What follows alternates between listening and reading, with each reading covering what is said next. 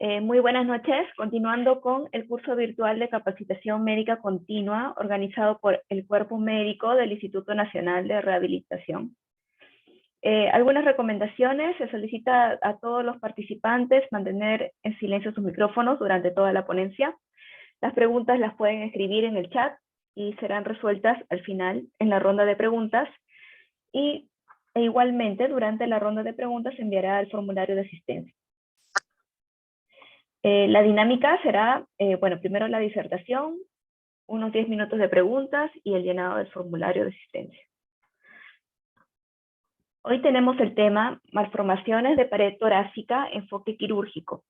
Esta ponencia será brindada por el doctor Mardonio Euskategui Vázquez.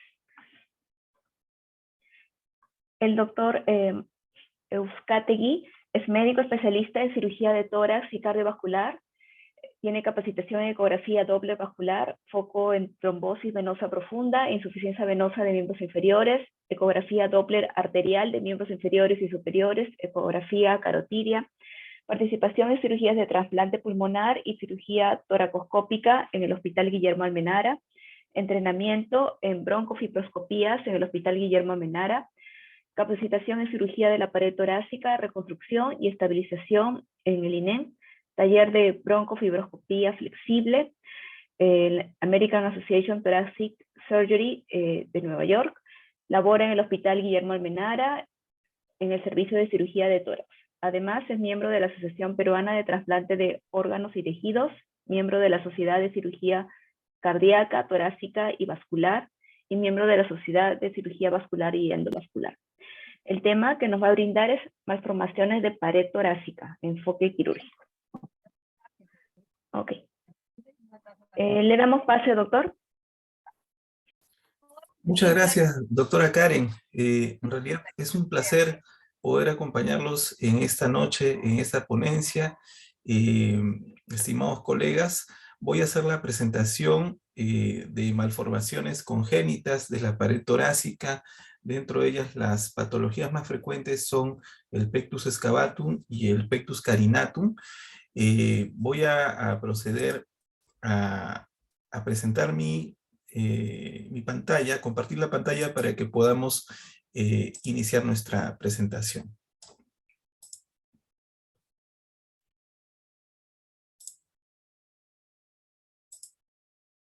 ¿Están visualizando mi pantalla, doctora Karen? Sí, sí se logra ver, doctor. Ok. Entonces, correcto. Entonces, las malformaciones de la caja torácica es lo que nos compete esta noche. Para ello vamos a hacer una revisión anatómica muy somera de la jaula torácica. La jaula torácica está comprendida en la región de la línea media por el esternón, que a su vez tiene tres partes que ustedes bien conocen: el manubrio, el cuerpo y el apéndice sifoides. En la región de las costillas vamos a tener en total 12 costillas, de las cuales 7 van a ser costillas verdaderas, ya que tienen un cartílago condroesternal único, y la octava, novena y décima costilla van a ser llamadas las costillas falsas, porque no van a tener una unión condroesternal única, sino que se van a unir a la séptima costilla y van a tener un cartílago común. En el caso de la 11ª y la 12ª costilla son las costillas flotantes, que solamente van a tener articulación costovertebral. Para las cirugías de corrección quirúrgica de malformaciones de pared torácica, como por ejemplo el pectus excavatum o pectus carinatum, nosotros vamos a abordar desde la segunda, tercera, cuarta, quinta, sexta, hasta la séptima costilla, específicamente a nivel del cartílago condroesternal, ¿no? Ya sea para la cirugía de corrección quirúrgica de pectus excavatum o la cirugía de pectus carinatum bajo la técnica de Ravitch modificada por Welch, que es la técnica quirúrgica abierta. Las malformaciones de la pared torácica van a constituir un grupo variado de defectos que afectan a la caja torácica, costillas, esternón y columna dorsal. Muchos de estos pacientes van a estar siempre asociados a algún problema a nivel de columna, como lo más frecuente que se ve es la escoliosis. También puede presentar una cifosis dorsal bastante marcada, sobre todo en los pacientes que tienen el pectus excavatum, así como una lordosis disminuida, ¿no? Normalmente estas malformaciones van a estar presentes desde el nacimiento, pero en ocasiones se manifiestan con mayor nitidez en la etapa de la adolescencia, ¿no? Estos pacientes siempre deben ser monitorizados, tener un seguimiento, controlados en una unidad experta de de varias especialidades clínico-quirúrgicas, como cirugía pediátrica, cirugía torácica, el área perdón, la especialidad de medicina física y rehabilitación, también pediatría, neumología, cardiología, ¿no? Porque ustedes saben, específicamente hablando del pectus excavatum, que va a haber cierta repercusión cardiopulmonar, ¿no? Entonces, por eso es importante siempre tener un monitoreo por estas especialidades en el trayecto de la etapa de la infancia, pubertad y adolescencia. Existe una clasificación, que es la clasificación de Acastello, un médico argentino, que englobó todas estas malformaciones en 5 tipos en el año 2006. El tipo 1 son las malformaciones de tipo cartilaginoso, que solamente van a afectar a los cartílagos condroesternales cuando están mal formados, y dentro de ellos vamos a dar origen al pectus excavatum, al pectus carinatum y algunas dismorfias.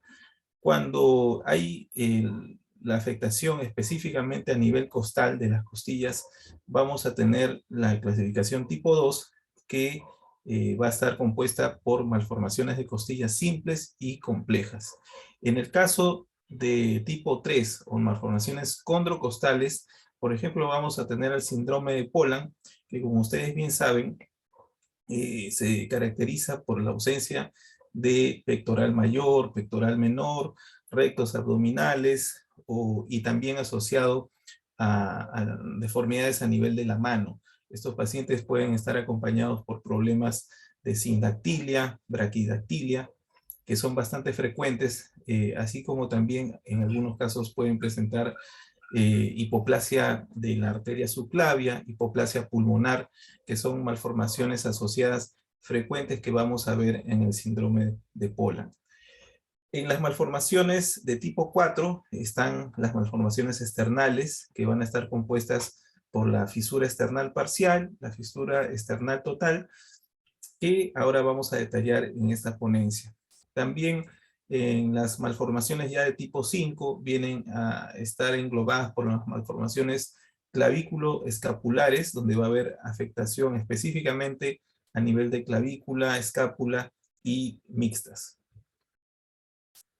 En cuanto a la evaluación de estos pacientes, van a estar encaminados a primero conocer la anatomía de este defecto.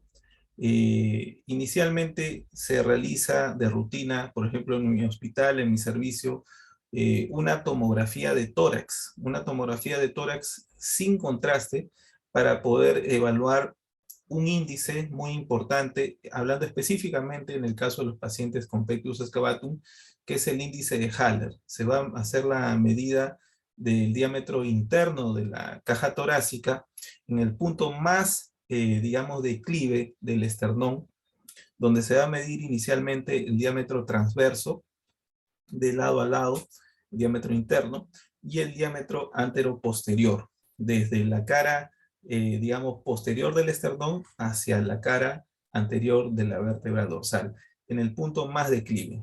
Esta relación nos va a dar el índice de Haller. Cuando el paciente tiene un índice de Haller de 2,5, se dice que es un índice de Haller normal.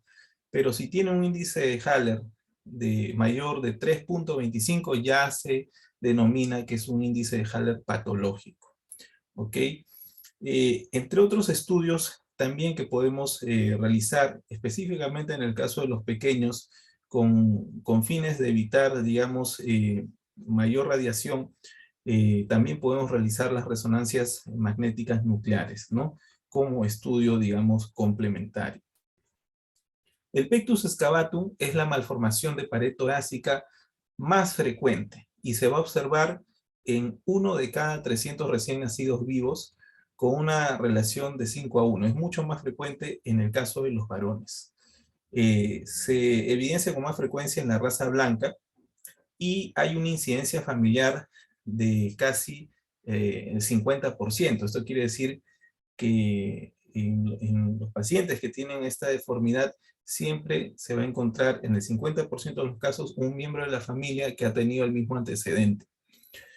En la mayoría de los casos el defecto es congénito, se hace visible lentamente a lo largo del primer año de vida y hasta el 15% de los pacientes van a referir la aparición del pectus con el desarrollo en la etapa de la adolescencia.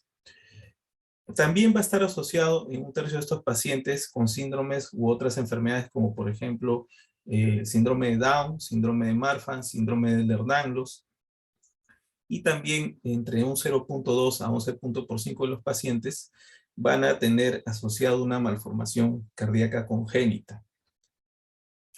En cuanto a la morfología de esta patología, el pectus excavatum, vamos a evidenciar la presencia de una depresión de la pared torácica anterior y el esternón, y con un anormal desarrollo lateral de los cartílagos costales. El punto de depresión máxima de esta concavidad es característica y suele encontrarse por lo general a nivel de la parte inferior del esternón. Con respecto a la simetría de este defecto, la mayoría de los pacientes, hasta el 80%, van a presentar un hundimiento mayor en el hemitórax derecho, lo que va a conllevar un mayor o menor grado de rotación external.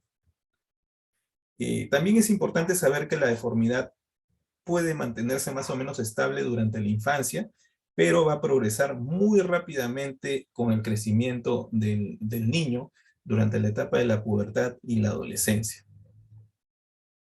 También recalcar que en el caso del pectus excavatum vamos a tener pectus excavatum simétricos, en el cual hay una depresión external, pero ambos hemitórax están a la misma altura, y un pectus excavatum asimétrico, en el cual un hemitórax puede estar más sobresalido que el otro, pero el hundimiento external es permanente. En cuanto a la clínica, existe una repercusión clínica que va a depender principalmente de 3 factores: la severidad del hundimiento del esternón, la morbilidad cardiopulmonar. Como les dije, cuando hay un hundimiento del esternón puede haber un aplastamiento del ventrículo derecho del corazón. Esto puede originar una insuficiencia de la válvula mitral, un prolapso mitral, y también los pacientes debido a esto pueden tener palpitaciones, taquicardia, bloqueos cardíacos, producto de esta compresión a nivel del ventrículo derecho por el grado de severidad del hundimiento del esternón. Así como también hay un desplazamiento del pulmón hacia el hemitórax izquierdo, y esto puede originar hipoplasia del pulmón izquierdo, atelectasia y consecuentemente también neumonías a repetición. En el digamos, ámbito psicosocial, va a haber un impacto en el caso de estos niños, púberes, adolescentes, por el tema estético, ¿no? Muchas veces ahora en los colegios hay bastante bullying, lamentablemente, y por defectos que presentan a veces los pequeños, pues los otros compañeros se burlan, ¿no? Y esto genera mucho retraimiento, mucha timidez, mucha vergüenza en estos niños, por ejemplo, para poder ir a una clase de natación o para poder sacarse el polo cuando, por ejemplo, van a ir a la playa. Entonces genera un impacto psicosocial que los merma realmente, ¿no? Entonces, a veces por el tema estético, no tanto por el tema sintomático, ya que como ustedes bien saben y lo hemos mencionado, los pacientes que tienen esta deformidad, 90% son asintomáticos, generalmente se van a intervenir quirúrgicamente por el tema estético. Ahora, en los casos de los pacientes que tienen síntomas, lo hemos mencionado, van a tener intolerancia al ejercicio, dolor torácico, palpitaciones, sensación de ahogo con el esfuerzo, infecciones frecuentes del aparato respiratorio, asma asociado y una preocupación estética con afectación psicológica. Al examen físico de estos pacientes, nosotros tenemos que determinar la simetría, si es un pectus excavatum simétrico, asimétrico, la profundidad del hundimiento del esternón. Generalmente es patológico cuando hay un hundimiento superior a 25 milímetros, tal como ustedes ven en esta imagen, la medición que se hace, ¿no? Desde la prominencia, en el punto más declive, las prominencias costales, se coloca un lapicero y se va a medir con la regla, digamos, la distancia de la depresión. El pectus puede tener, puede ser un pectus parcial, puede ser un pectus total, a veces puede coexistir lesiones mixtas, por ejemplo, pectus excavatum con pectus carinatum asociados. Va a traer de cola problemas a nivel de la columna dorsal. En este caso, el paciente va a tener una cifosis marcada, compensatoria, como vemos, por ejemplo, en esta imagen, ¿no? El paciente tiene pectus excavatum, pero hay una cifosis compensatoria y también va a haber una lordosis disminuida, ¿no? El paciente va a presentar también escoliosis, desviación lateral de la columna. Y va a estar en muchos casos asociados a otras patologías como el síndrome de Marfan, síndrome de Noonan, Turner y también Poland. Este es el índice de Haller que les había mencionado, cómo se hace la medida del grado de severidad del pectus excavatum. En esta tomografía se mide el diámetro interno en el punto más declive, en el punto más deprimido del esternón, el diámetro transverso primero y después el diámetro antero-posterior, ¿no? Antero-posterior de la cara posterior del esternón hacia la cara anterior de la vértebra dorsal. Es normal cuando mide 2.5, pero es patológico cuando esta relación es mayor a 3.25. Debemos realizar estudios complementarios también en el caso de estos pacientes que tienen pectus excavatum, sobre todo estudios cardiopulmonares, ¿no? Las pruebas de función pulmonar, como por ejemplo una espirometría, va a evidenciar en muchos casos, sobre todo en los casos muy severos, la presencia de una enfermedad pulmonar restrictiva. El paciente va a tener una restricción pulmonar como resultado en la evaluación de función pulmonar de la espirometría. Y también en algunos pacientes vamos a realizar por parte del servicio de cardiología la ecocardiografía para ver si existen, como les dije, alteraciones a nivel valvular por la depresión del esternón. Hay un aplastamiento, digamos, permanente del ventrículo derecho, y esto puede originar en muchos casos arritmias, taquicardias, bloqueos, puede originar un prolapso de la válvula mitral, que es bastante frecuente en estos pacientes con pectus excavatum, y que hay que descartarlo a través de un estudio ecocardiográfico.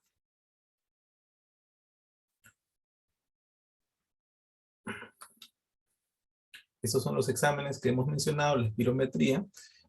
Frecuentemente es normal, pero siempre hay que evaluar a estos pacientes por parte de neumología pediátrica. La función cardíaca, como les dije, hay un desplazamiento del eje cardíaco hacia la izquierda, prolapso de válvula mitral, anomalías en la conducción, bloqueos de rama, ecocardiografía de estrés, que nos va a evidenciar una reducción de la función sistólica del ventrículo derecho, la prueba de esfuerzo, que a veces va a poner de manifiesto anomalías cardiopulmonares, es más sensible que la espirometría, la prueba de esfuerzo. Las indicaciones terapéuticas. Está indicado en todos los casos sintomáticos, independientemente de la edad. Se dice que la edad ideal para el tratamiento quirúrgico específicamente en estos pacientes es entre los 10 y los 16 años. Esa es la edad ideal. Pero cuando el paciente es sintomático, eso queda obviado. O sea, el paciente se puede operar a cualquier edad. En el caso de pacientes sintomáticos, pacientes que hacen neumonías a repetición, pacientes que tienen anomalías cardíacas, insuficiencias de válvula mitral que están generando una repercusión de falla cardíaca, el paciente tiene que ser operado de todas maneras, independientemente de la edad. En ausencia de sintomatología, se considera que puede haber indicación quirúrgica si coexisten dos o más de los siguientes criterios. El índice de Haller, como les mencioné, patológico es mayor de 3.25.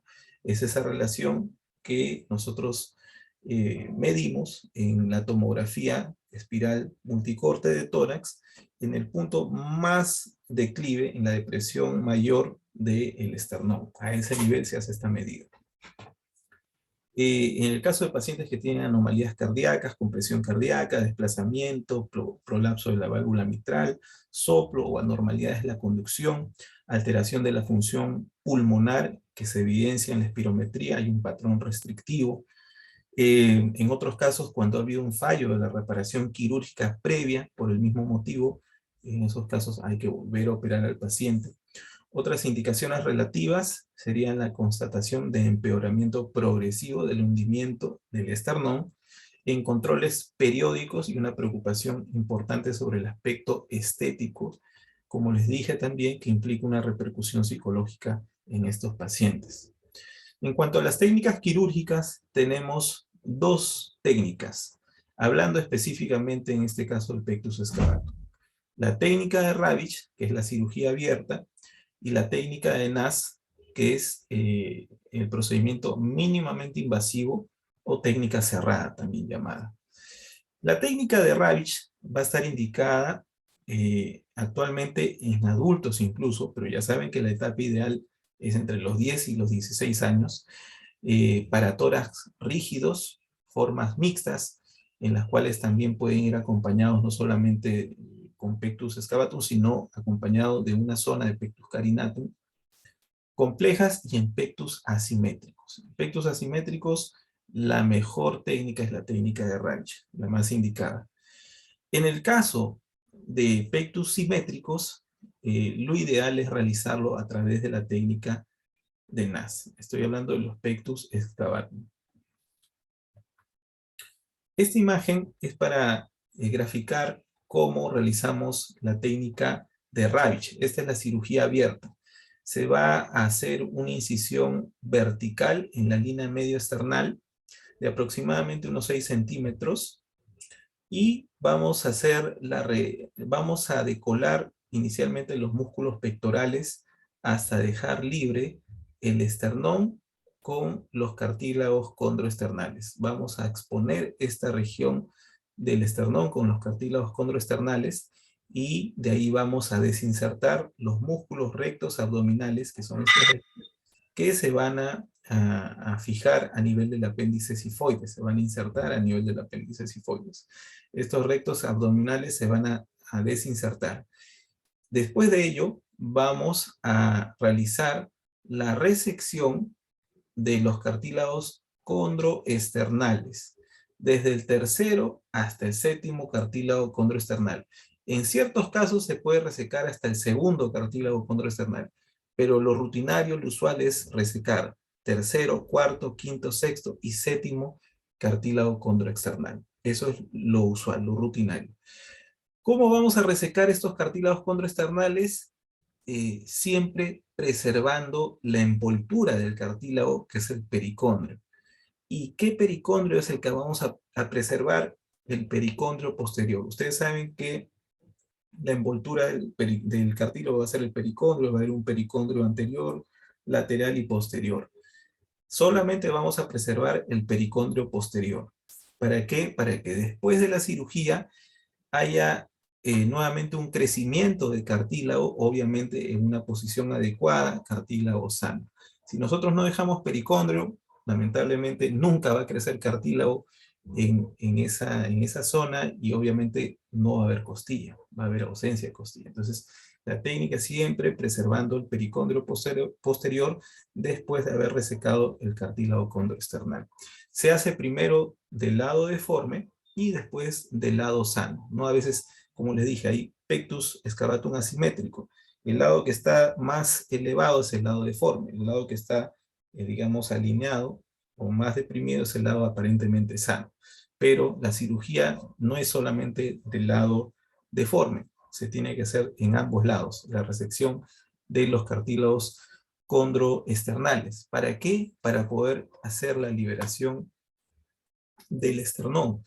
Como les dije, se van a desinsertar los rectos abdominales, se van a extirpar los cartílagos condroesternales de uno y otro lado, y nosotros vamos a seccionar, digamos, lo que queda de pericondrio unido al esternón para poder liberar el esternón. Ese esternón que está metido, lo vamos a liberar y lo vamos a traer hacia adelante para poder dejarlo en una posición anatómica ideal, normal, y una vez que ya lo llevamos hacia adelante, vamos a colocarle una malla detrás del esternón para poder hacer la contención de este esternón para que no se vuelva a meter, no se vuelva a hundir. Se van a colocar puntos también de extremo a extremo para poder hacer la contención de este esternón y evitar que nuevamente se vuelva a hundir. Una vez que se realiza eso, nuevamente vamos a suturar a los rectos abdominales al esternón y vamos a afrontar nuevamente los músculos pectorales, los pectorales mayores, ¿no? De cada lado.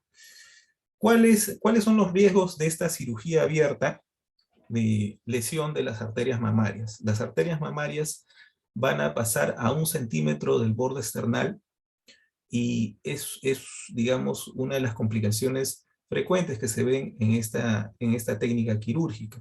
Por ello siempre hay que tener mucho cuidado, hay que siempre seccionar el borde esternal muy pegado al mismo hueso esternal. No hay que dejar espacio alguno, porque a 1 centímetro exactamente del borde esternal están las arterias mamarias que siempre debemos cuidar. Esa es, digamos, una de las complicaciones que puede haber: sangrado por sección de las arterias mamarias.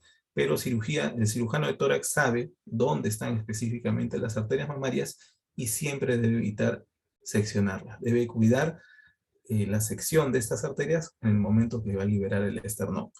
¿Qué otra complicación puede haber?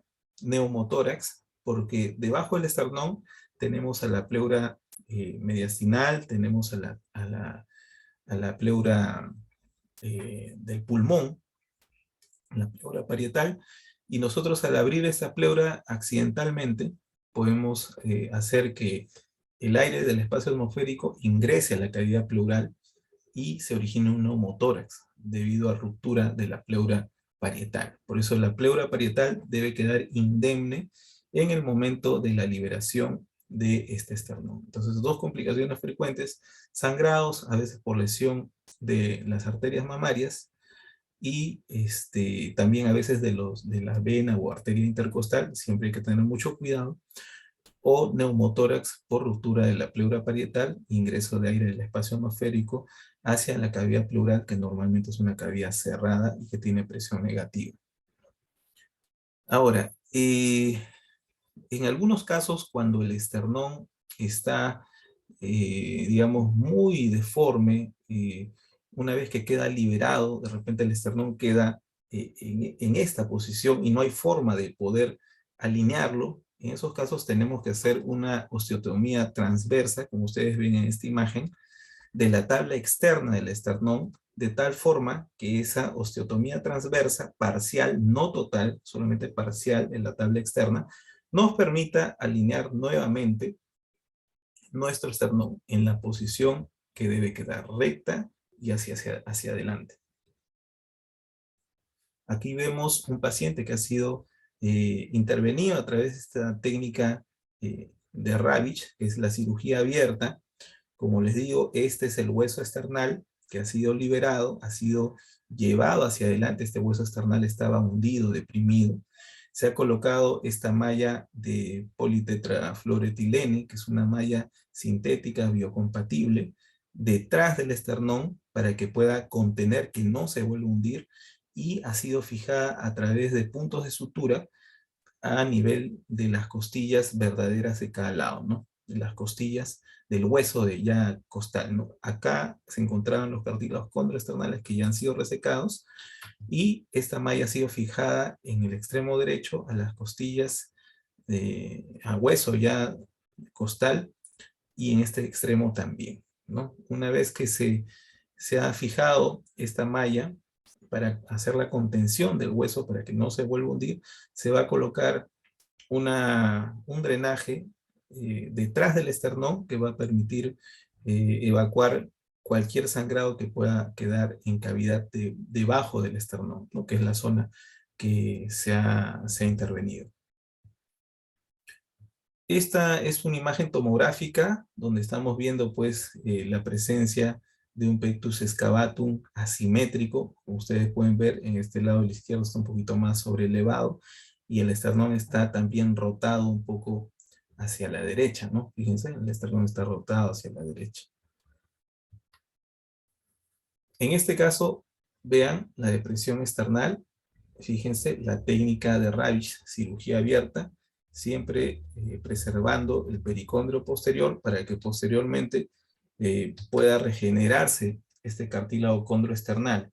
El paciente, después de la cirugía, debe dormir en decúbito supino. Se recomiendan que los movimientos sean en bloque. El paciente no puede girar el tórax o flexionar el tórax. Tiene prácticamente que hacer sus movimientos como si fuera un robot, todo en bloque. Se tiene que mover todo el cuerpo en bloque. Si se va a agachar a recoger algún objeto del suelo, tiene que en bloque, con apoyo. No puede hacerlo flexionando el tórax o rotando el tórax, girando. No lo puede hacer. Tiene que ser los movimientos en bloque. Y va a tener que dormir en decúbito supino, ni de costado ni en decúbito ventral, durante por lo menos 8 semanas, o sea, 2 meses. Así como también no va a poder realizar educación física aproximadamente por 6 meses.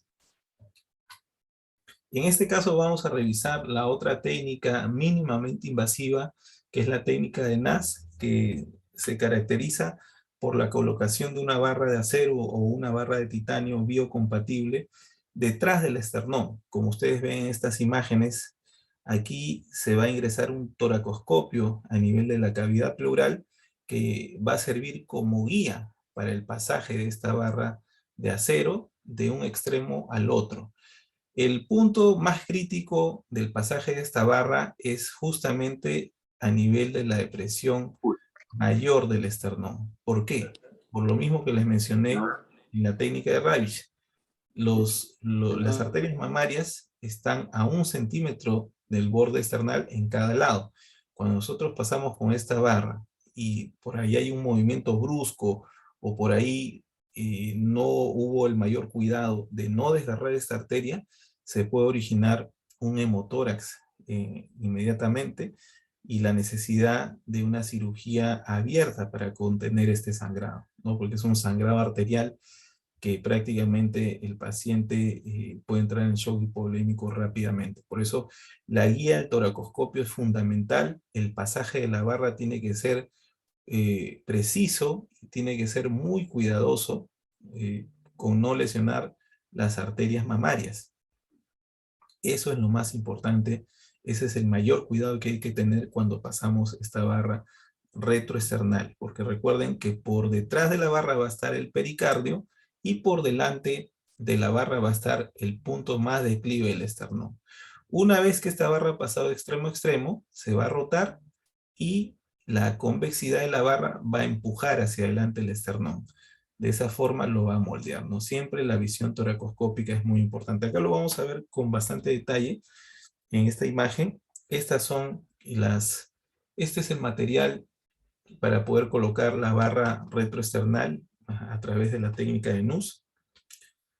Se van a marcar previamente los puntos de reparo que vamos a tener para la cirugía, el punto más declive del esternón, las prominencias mayores a nivel de las costillas, en la misma línea donde está el punto más declive, ¿no? Y a nivel de la línea axilar media, generalmente a nivel del quinto espacio intercostal, es donde vamos a hacer las incisiones, ¿no? Unas incisiones aproximadamente de unos 3 centímetros en cada lado. Entonces, se va a tunelizar a nivel del celular subcutáneo y exactamente aquí se va a perforar la pleura parietal eh, sobre el borde superior de la costilla, porque saben que a nivel del borde inferior tenemos el ván intercostal y a nivel del borde inferior nunca debemos manipular nada.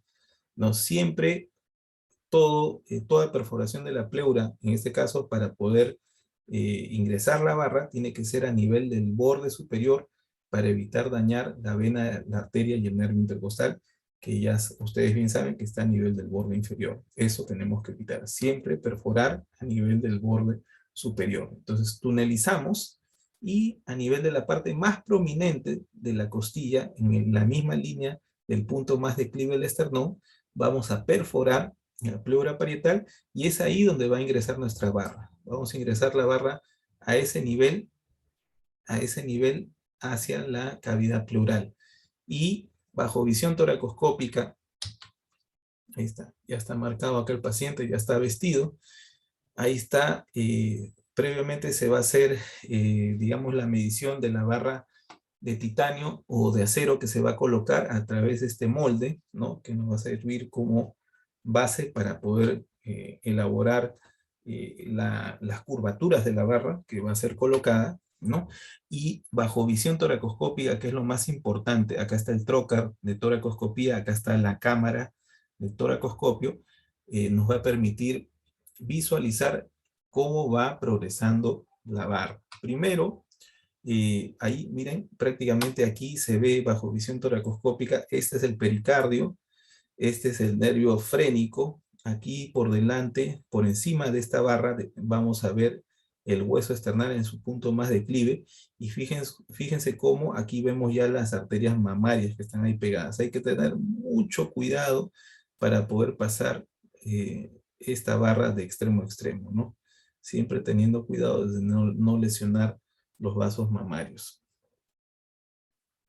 En algunos casos, bueno, aquí en el hospital no lo hemos usado, pero sí lo utilizan en algunas clínicas, la campana de vacío, que también se utiliza como parte de tratamiento de pectus excavatum, sobre todo en los casos leves.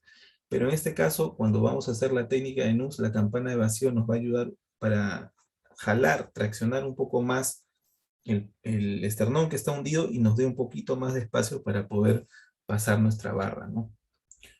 Entonces, fíjense, acá se está haciendo el túnel subcutáneo, se va a perforar a nivel del relieve más prominente, en la misma línea del punto más declive del esternón, ¿no? Entonces, una vez que ya se ha perforado, se va a pasar una cinta umbilical. Primero se ingresa una cinta umbilical de extremo a extremo, que va a ser la guía para que finalmente pueda pasar esta barra. Fíjense, esta es la barra de acero o barra de titanio que va a quedar alojada en la cavidad pleural detrás del esternón, ¿no? Fíjense, esta es la barra ya ha pasado de extremo a extremo, y una vez que ya pasó a través de su concavidad, porque acá vean que ha entrado por la concavidad, se va a rotar con estos dispositivos que son los rotadores para que quede hacia adelante la convexidad de la barra. Esa convexidad es la que va a empujar hacia adelante ese esternón que está hundido, ¿no? Como ustedes ven, ahí se está rotando, y es así como queda finalmente colocada la barra. Se van a colocar unos estabilizadores, que es este dispositivo que ustedes ven aquí, para fijar la barra a la costilla y al músculo, ¿no? Entonces, eso va a impedir de alguna forma de que esta barra migre o se desplace hacia arriba o hacia abajo, ¿no? Estos estabilizadores son para dar mayor seguridad, mayor fijación a la barra. Pero de todas maneras, igualmente, se le va a pedir al adolescente que no haga movimientos bruscos, no haga educación física por unos meses, y que sobre todo tenga que acostumbrarse a dormir en decúbito supino, ¿no? Y bueno, finalmente es así como queda alojado la barra de acero dentro de la cavidad torácica, detrás del esternón, empujando hacia adelante el esternón. Esta barra va a quedar en el paciente por unos 2 años. Después de los 2 años, el paciente va a tener que ser reintervenido para el retiro de la barra de Nass, el retiro de la barra de Lorenz, ¿no? En la segunda reintervención solamente se va a retirar la barra de Lorenz. Esta técnica de Nass es ideal realizarla eh, antes de los 16 años, porque el cartílago todavía es maleable, es moldeable.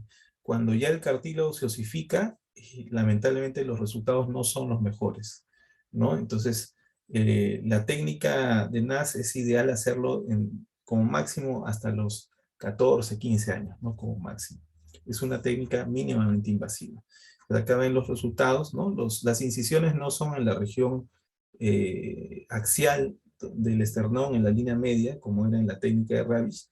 Las incisiones son laterales, aproximadamente 3 centímetros en cada lado, ¿no? Para que pueda pasar la barra. Existe otro tipo de tratamiento para Pectus excavatum, que es la campana de succión, la campana de vacío, que generalmente se va a usar para los casos de Pectus excavatum leves, ¿no? Leves. El único detalle con esta técnica es que muchas veces puede originar irritación de la piel, incluso a veces hasta quemadura, porque el paciente tiene que quedarse durante todo el día con esta campana y aproximadamente debe estar con esto por 1 año. Muchas veces por estos problemas de irritación, quemaduras a nivel de piel, es que los pacientes abandonan este tipo de tratamiento, ¿no? No es muy cómodo para los adolescentes, ¿no? Entonces, este sistema de vacío va a generar, digamos, una succión continua, ¿no? A nivel de la depresión external. Y bueno, es la única técnica también que puede utilizarse como coadyuvante de la cirugía, ¿no? Después de la operación. Existen otras técnicas quirúrgicas como el imán external, que es un sistema que va a permitir la tracción del esternón a través de la tracción magnética de 2 imanes, uno que está unido al esternón y otro externo. También tenemos el implante de prótesis de silicona, que generalmente lo va a colocar el cirujano plástico, que va a mejorar el aspecto del tórax sin modificar el plano óseo, solamente todo va a ser a nivel de partes blandas, a nivel de grasa y músculo. El Pectus AB o taulinoplastia va a ser una implantación quirúrgica de un sistema de tracción external eh, que va a estar apoyado en el plano del costal anterior y va a generar una tracción constante de esta región del esternón. Otra malformación congénita, que es la segunda en frecuencia, es el Pectus carinatum o tórax en quilla. Como ustedes pueden ver, en el caso de estos pacientes no hay depresión external, todo lo contrario, más bien hay una prominencia a nivel de la región central del tórax, y en algunos casos incluso van a ser confundidos con tumoraciones del esternón, ¿no? Debido a la prominencia marcada de este pectus carinatum o tórax en quilla. Generalmente no van a tener ninguna repercusión cardiopulmonar, corazón, pulmón van a crecer con normalidad, pero sí va a haber una repercusión psicológica por, digamos, el tema estético, ¿no? Como les dije, es una protrusión de la pared anterior del tórax. Otras denominaciones de esta malformación es el tórax en quilla, tórax cuneiforme o pecho de paloma. Se da con una frecuencia de 1 por cada 1500 recién nacidos. Es más frecuente también en varones, igual que en el Pectus excavatum, y existen dos tipos: el de prominencia condrogladiolar o tórax en quilla, en el cual va a estar mayormente afectada la porción media e inferior del esternón, esa es la zona que va a estar más sobresalida, y se va a arquear el paciente hacia adelante.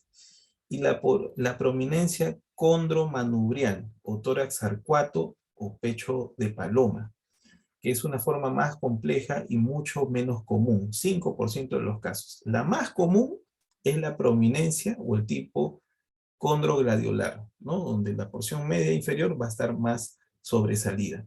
La menos común es la condromanubrial, donde la parte superior del esternón va a estar más salido. También se va a llamar pecho de paloma. Existe una variante de esta forma condromanubrial en el cual se va a ver tanto el pectus caninatum y también se va a ver en la parte baja un pectus excavatum, o sea, es una malformación mixta, y a esta se le va a llamar el síndrome de Currarino-Silverman, que también ahora lo vamos a ver. La clínica, bueno, en la mayoría de los casos, como les dije, la preocupación es más estética, porque no hay sintomatología. A veces algunos pacientes refieren cierto dolor en esa protuberancia que tienen a nivel del pecho. Empeora drásticamente, se manifiesta o se hace mucho más evidente durante la adolescencia, en el caso específicamente del pectus carinatum. Y algunos de estos pacientes también pueden presentar anomalías musculoesqueléticas asociadas a escoliosis u otras anomalías de la columna vertebral. También va a estar asociada con síndrome de Marfan, síndrome de Noonan, también el síndrome de cardiofacio cutáneo, síndrome de Pola, síndrome de Coffin-Lori y la enfermedad de Morgan. La evaluación en el examen físico va a haber un aumento en este caso del diámetro antero-posterior torácico, va a haber una disminución de la movilidad del tórax y puede existir cierta sensibilidad a la palpación. En la tomografía, el índice de Haller, que normalmente debe ser de 2.5, va a estar más disminuido en estos pacientes. Va a estar en torno a 1.7 a 1.8 de índice de Haller. El tratamiento, la indicación va a ser principalmente por un tema estético.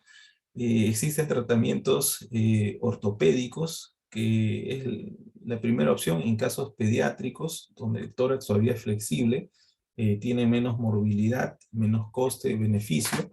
Y el otro tratamiento es el tratamiento quirúrgico, que generalmente se va a hacer entre los 10 y 16 años también, sobre todo en los pacientes que tienen un tórax más rígido, un pectus carinatum asimétrico, quieren una expectativa de resultado inmediato, y cuando no ha habido, digamos, una resolución a través del tratamiento ortopédico, ¿no? Ese es el tratamiento ortopédico, donde se utilizan los corsés de compresión externa, que van a ejercer una presión concreta dirigida a la zona de mayor protrusión, y se va a diseñar de manera individualizada para cada paciente. Y también un compresor dinámico que va a añadir al corsé un medidor de la presión que se ejerce en el punto más prominente y que va a ser regulable, controlable por el médico. Ahí ven ustedes el tratamiento ortopédico. Y la cirugía del pectus carinatum es, digamos, la cirugía similar, la técnica a la del pectus excavatum. La técnica de Ravitch modificada por Welch, donde vamos a hacer la resección de los cartílagos mal formados. O sea, todos estos cartílagos mal formados se van a resecar desde el tercer cartílago hasta el séptimo cartílago, en algunos casos hasta el segundo cartílago condroesternal del lado derecho y del lado izquierdo, de ambos lados también. Y una vez que se va a resecar estos cartílagos mal formados, el esternón, que generalmente está más bien salido, se va a llevar un poco hacia adentro para que pueda quedar en una posición anatómica ideal, ¿no? Y de ahí nuevamente se van a reinsertar los músculos rectos anteriores, el apéndice sifoides, se van a reinsertar nuevamente, se va a suturar los músculos pectorales mayores y el cierre de planos hasta piel. Es de elección en los casos severos, formas combinadas o fracaso del tratamiento ortopédico. La técnica de Ravitch es la cirugía abierta, que les acabo de mencionar, y existe una técnica también mínimamente invasiva o toracoscópica, donde se ha descrito una variante de la técnica de Nass. Esta técnica es la técnica de Abramson. En la técnica de Abramson se va a colocar una barra de pectus, en este caso sobre el esternón, en la región preesternal, ya no detrás del esternón, no retroesternal, sino encima del esternón, para que el efecto sea todo lo contrario a la técnica de Nuss para pectus excavatum, ¿no? En este caso lo que necesitamos es más bien hundir el esternón que está protruyendo hacia afuera, no está sobresalido. Entonces, esa es la técnica de Abramson. Se coloca una barra, así como ven aquí, ya no detrás del esternón, sino encima del esternón para empujarlo hacia adentro, ¿no? Porque en este caso estos pacientes tienen el esternón hacia afuera. Ese es el caso de los pacientes con pectus carinatum. Y este es el paciente después de la cirugía, ¿no? Va a quedar una cicatriz vertical y en este caso lo que se ha hecho es una cirugía abierta, ¿no? Una cirugía abierta, la técnica de resección de los cartílagos condroesternales con preservación del pericondrio posterior y colocación del esternón que estaba empujado hacia adelante en la posición anatómica normal. Este es el síndrome de Currarino-Silberman, que es una malformación congénita mixta, en la cual el paciente va a tener una prominencia, o sea, pectus carinatum en la región del manubrio. ¿Ven? Acá ustedes pueden ver que está prominente, está protruyendo hacia adelante la región del manubrio esternal, o sea, la porción superior del esternón. Pero la porción media inferior está más bien hundida, o sea, acá se ve, ¿no? Todo lo contrario, está deprimida. Es una malformación congénita mixta, con pectus carinatum y pectus excavatum. A esto se le va a llamar el síndrome de Currarino-Silberman. Aquí lo vemos claramente, ¿no? Pectus carinatum en la porción superior del esternón a nivel del manubrio y pectus excavatum en la porción media inferior. Y algo muy notorio en los pacientes que tienen pectus excavatum es que cuando nosotros le pedimos que hagan una inspiración profunda, en los casos de depresión severa, va a haber un marcado bastante evidente de los espacios intercostales, ¿no? Va a haber un marcado bastante evidente por la compresión, sobre todo a nivel pulmonar. Existen otras anomalías congénitas del tórax, como por ejemplo los defectos externales, ¿no? Que van a ser lesiones a nivel de la línea media, con un rango clínico variable, desde formas más o menos benignas, como la hendidura external, que es un defecto external sin malposición cardíaca, a la excepcional y habitualmente mortal ectopía cordis, que es cuando el corazón está fuera del tórax sin cobertura cutánea. La hendidura external, también conocido como esternón bífido, o falta total o parcial de la función del esternón en una etapa temprana del desarrollo embrionario, se puede clasificar en forma completa, que es la más rara, superior o inferior. La hendidura superior presenta en forma de U, proximal al cuarto cartílago, o de B chica, que alcanza ya el cifoides. El corazón está en una posición normal y las anomalías cardíacas son raras. Va a afectar con más frecuencia a las niñas y puede acompañarse de otras anomalías como hemangioma facial, diástasis de rectos, hernia umbilical. La reparación quirúrgica precoz en el periodo neonatal es el tratamiento de elección en estos pacientes. Aproximadamente la incidencia es de 1 por cada 50.000 nacimientos. Ya hemos mencionado los tipos y puede conllevar a disnea en estos pacientes, tos y infecciones respiratorias.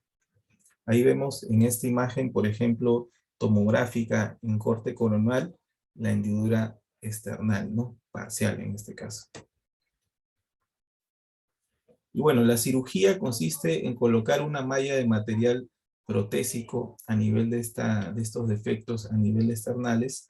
A veces también se utilizan colgajos musculares y se pueden colocar en algunos casos también barras externales que permitan aproximar esta separación a nivel del esternón. El síndrome de Poland es debido a una migración anormal del tejido embrionario que va a formar los músculos pectorales. El paciente puede presentar también hipoplasia de la arteria subclavia, así como también hipoplasia pulmonar. Las lesiones son intrauterinas, puede ir acompañado de escoliosis, sindactilia, dedos fusionados, braquidactilia, dedos cortos, atelia, ausencia de pezón, o amastia, ¿no? Ausencia de glándula mamaria. Va a haber ausencia, ya sea de pectoral mayor o pectoral menor, o del músculo serrato anterior, que es el músculo que cubre las costillas, o de los músculos rectos abdominales, o del mismo dorsal ancho. Y esto es lo que vamos a ver en la tomografía. Fíjense, aquí nosotros estamos viendo una tomografía de tórax. Aquí está el esternón, aquí está la vértebra dorsal, esta es la escápula, esta es la región anterior del tórax y esta es la región posterior. Y aquí vemos cómo hay la presencia del músculo pectoral mayor y aquí debajo el músculo pectoral menor, ¿no? Este ya es el músculo serrato. Mientras que en el lado izquierdo no estamos viendo nada, o sea, no estamos viendo ni músculo pectoral mayor, ni músculo pectoral menor, ni músculo serrato. Eso que vemos aquí entre costilla y costilla, solamente son los músculos intercostales. Vean, esto es un síndrome de Poland, diagnosticado tomográficamente en este caso, ¿no? Porque aquí se evidencia claramente, ¿no? Y esto, debido a la ausencia de estos músculos, pues acá vemos también la presencia, este es el pulmón izquierdo, este es el pulmón derecho, que tiene un tamaño normal, pero el pulmón izquierdo está hipoplásico, no ha desarrollado adecuadamente, ¿no? Hay hipoplasia del pulmón izquierdo. Acá vemos otro paciente adolescente con síndrome de Poland, fíjense, ausencia pectoral mayor. Acá vemos otro ya adolescente también con ausencia de pectoral mayor y menor, fíjense. Este es otro paciente con síndrome de Poland, ¿no? Entonces, la reparación quirúrgica en estos pacientes se va a plantear en los casos severos de manera seriada. Hay que trabajar el plano óseo, hay que trabajar las partes blandas, músculos, reconstrucción mamaria. Si existe un pectus carinatum contralateral, a veces puede estar asociado, hay que tratarlo, ya sea a través del tratamiento ortopédico con compresión externa dinámica o a través ya de una cirugía correctiva como es la técnica de Ravitch modificada por Welch. Muchas gracias, estimados colegas. Muchas gracias, doctor. No sé si habrá algunas preguntas. Doctor, yo quisiera hacer una pregunta. Con respecto a la técnica de NAS, la barra, ¿en cuánto tiempo la sacan? ¿O qué recomendación le da al paciente?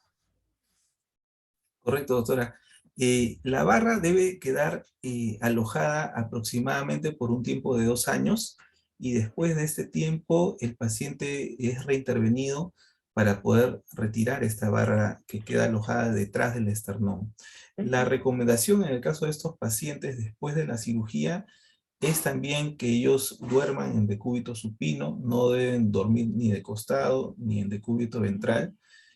También se recomienda los movimientos en bloque, como si fuera un robot, o sea, no puede flexionar el tórax, no puede rotar, el tórax tiene que prácticamente cuando va a voltear todo el cuerpo, ¿no? Y cuando va a agacharse también para recoger un objeto del suelo, en bloque, ¿no? O sea, en bloque, no puede hacer esto, ¿no? O sea, tiene que agacharse en bloque, como si fuera un robot. Y ese tipo de movimientos los tiene que mantener por lo menos 3 meses para evitar que haya una migración de la barra. A veces, cuando el adolescente no tiene estos cuidados o no ha habido la recomendación adecuada, el paciente a la semana ya está jugando su partido, se le mueve la barra y lamentablemente hay que volver a operar a este paciente para reposicionar la barra en el lugar adecuado, ¿no? Entonces, por ese motivo se evita por unos 3 meses aproximadamente que el paciente haga movimientos bruscos. Educación física, por lo menos 6 meses. No puede hacer educación física 6 meses con la finalidad que la barra quede fijada de forma permanente en la posición donde debe estar y permita pues la remodelación en este caso de ese esternón que se encuentra hundido. Siempre hay que tener un monitoreo del paciente al mes de la cirugía, a los 3 meses y a los 6 meses y al año, ¿no? De la cirugía hay que hacer un seguimiento del paciente, un monitoreo radiológico, un control seriado de radiografía antero-posterior del tórax para ver que la barra esté en su posición adecuada, para ver si ha habido alguna migración de la barra, que amerite algún tipo de reintervención, que no es lo más frecuente, ¿no? Lo más frecuente es que queda alojado en el lugar donde se ha dejado gracias al cuidado que tiene el paciente y también por parte de los padres. Ok, muchas gracias, doctor. Hay dos preguntas en el chat. Una es, ¿en el síndrome de Poland se puede inferir una cirugía plástica? Sí, claro, por supuesto. O sea, es un tratamiento, digamos, en conjunto, ¿no? Porque entramos cirujanos de tórax, como mencioné, en el caso, por ejemplo, que haya algún tema de pectus carinatum que esté acompañando, en este caso, el síndrome de Poland, y cirujano plástico para poder hacer la reconstrucción de la ausencia del pectoral mayor. A veces se utiliza músculo dorsal, generalmente se utiliza el músculo dorsal ancho para poder rotarlo y cubrir el defecto de la ausencia del pectoral, ¿no? Y eso es parte del trabajo que realiza cirugía plástica, ¿no? Es un trabajo en conjunto, en este caso también con cirugía plástica. Mm, muchas gracias, doctor. Otra pregunta es, ¿en qué momento lo derivan a rehabilitación? Bueno, generalmente en los casos de pectus leves hasta cierto punto moderados, puede ser tratado en rehabilitación. También en los casos de pacientes que ya han sido operados, sobre todo para mejorar el tema de repente postural, también por parte de rehabilitación, los movimientos que debe tener el paciente en adelante, ¿no? Para, digamos, permitir el remodelamiento de estos cartílagos, la regeneración de estos cartílagos para que, digamos, pueda tener mayor solvencia en el día a día en cuanto también a su rutina de movimientos, ¿no? Ok. Hay una pregunta de la doctora Rodríguez. Doctora. Sí, gracias, Karen. ¿Cómo está, doctor? Buenas noches. Qué gusto, qué gusto. Una consulta. ¿Cómo está, doctor? En el caso del síndrome de Poland o el pectum excavatum, ¿cuál sería, solamente para fines estéticos, sobre todo en niñas o adolescentes, cuál sería, hay una edad recomendada? Sí, la edad recomendada es entre los 10 y los 16 años. Es la edad ideal para poder corregir este defecto anatómico, ya sea para cirugía de pectus excavatum o pectus carinatum, la edad ideal entre los 10 y 16 años, que no sea tan pequeño. Hay que esperar que llegue a la etapa de la pubertad por lo menos el paciente, y que ya no sea tan mayor, que no pase los 16 años, porque después de esa edad ya los cartílagos se osifican y hay mayor, digamos, riesgo de recurrencia después de este tipo de cirugías. Entonces siempre la edad ideal entre los 10 y los 16 años. Ya, doctor, la recomendación sería, si no hay una alteración postural, es que hagan interconsulta a cirugía de tórax o a cirugía plástica. Y bueno, en el caso específico de pectus excavatum y carinatum, a cirugía de tórax. Así es. Ya, ok, gracias, doctor. Gracias, doctora. Doctora, hay otra pregunta. Dice, buenas noches. Dice, ¿tiene un paciente con pectum excavatum que nunca se realizó una evaluación médica? ¿Es necesario, ahora que es adulto, pasar por una evaluación por el especialista?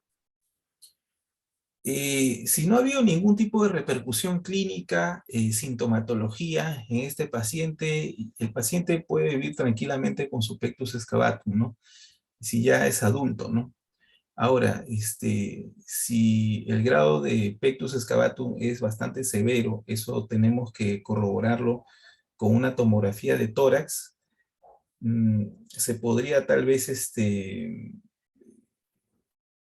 proponer la cirugía de Ravitch, ¿no? Que es, digamos, la cirugía en el caso de los pacientes que ya son adultos, ¿no? En el caso que hubiera algún tipo de repercusión a nivel de órganos internos, ¿no? Corazón, pulmón, haya aplastamiento de estos órganos y al paciente le origine pues dificultad respiratoria, agitación, palpitaciones, que estén relacionados al grado de severidad, al grado del hundimiento que haya del esternón.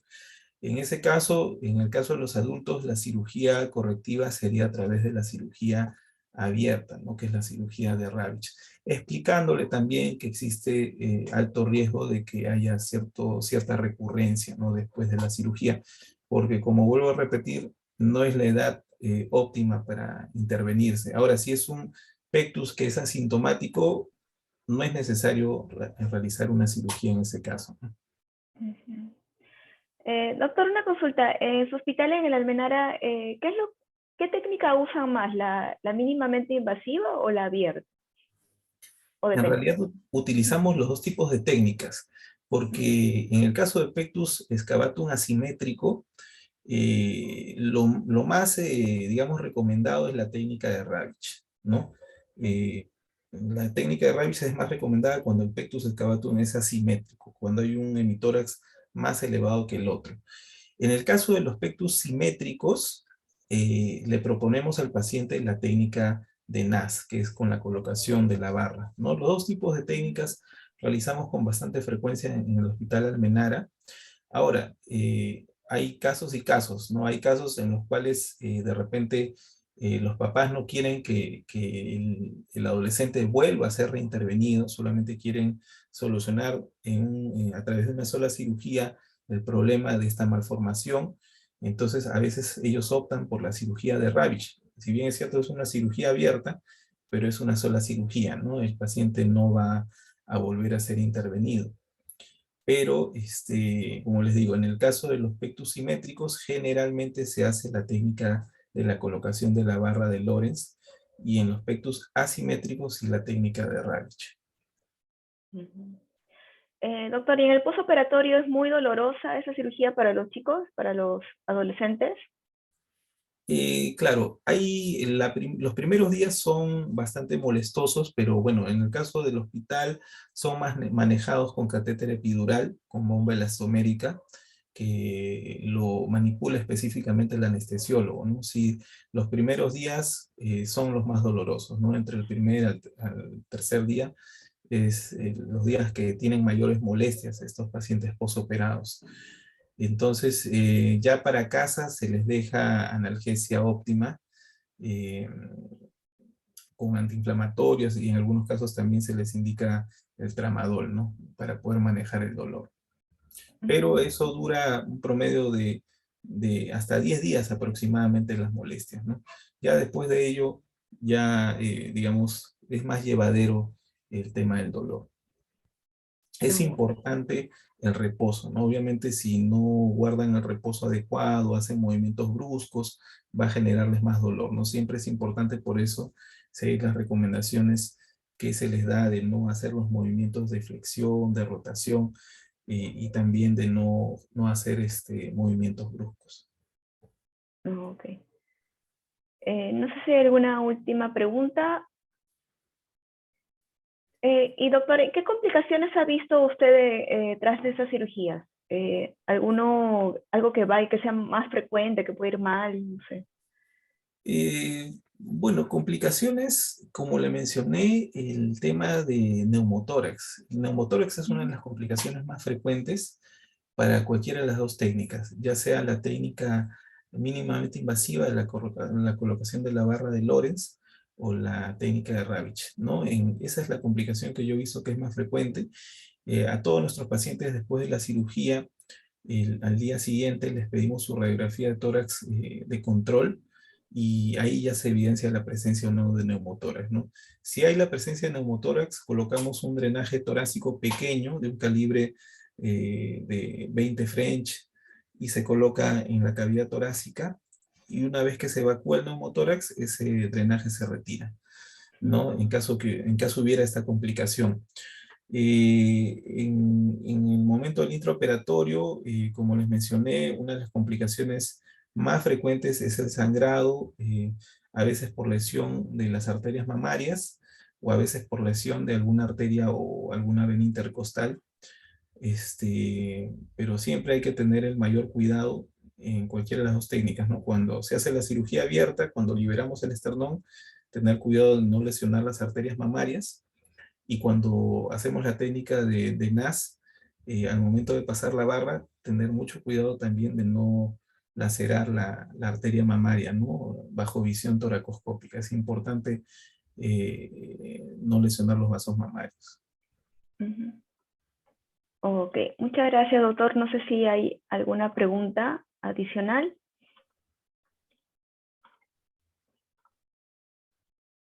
Ok, bueno, si no es así, le hacemos llegar al doctor un certificado de reconocimiento por su destacada ponencia en nuestro curso de capacitación virtual continua organizado por el Cuerpo Médico del Instituto Nacional de Rehabilitación.